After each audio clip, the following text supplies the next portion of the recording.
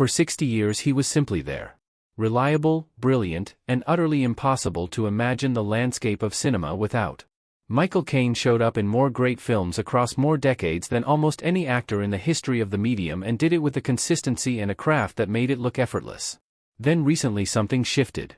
And the story of what actually happened to Michael Caine is not the story most people assumed they already knew. Michael Caine was born Maurice Joseph Micklewhite Jr. on March 14, 1933, in Rotherhithe, South London. His early life was defined by poverty, a working-class upbringing, and a determination so quiet and so persistent that it barely announced itself until it had already succeeded.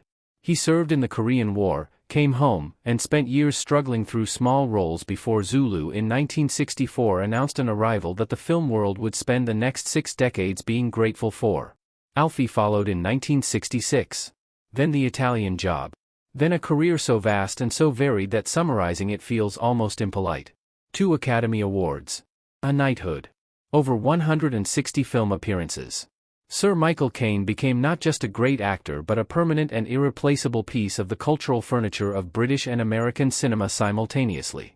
So when he announced his retirement in 2023, the reaction was something between grief and disbelief.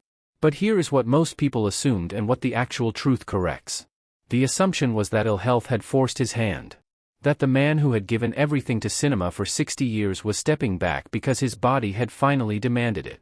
The photographs that circulated showing him walking with difficulty, appearing frilier than audiences remembered, seemed to confirm a narrative of decline that felt both sad and inevitable. The truth is both simpler and more moving than that. Michael Caine retired because he chose to. Completely and without apparent regret. He has spoken about the decision with a clarity that is almost startling, describing a moment of genuine peace with the idea that his story on screen was complete. That he had said what he wanted to say, played the characters he wanted to play, and that the life waiting for him at home with his wife Shakira, married since 1973, was the one he wanted to be fully present for. He is 92 years old. He lives quietly in England. He has spoken about aging with a humor and a honesty that is entirely consistent with everything his career suggested about his character. He is not disappearing. He is not declining in the dramatic way the photographs implied. He is simply, at 92, living the life of a man who finished a remarkable job and walked home.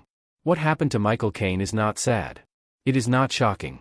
It is the rare and genuinely beautiful story of a man who got everything he worked for, knew when it was complete, and chose the people he loved over the applause. Not what you expected, but better.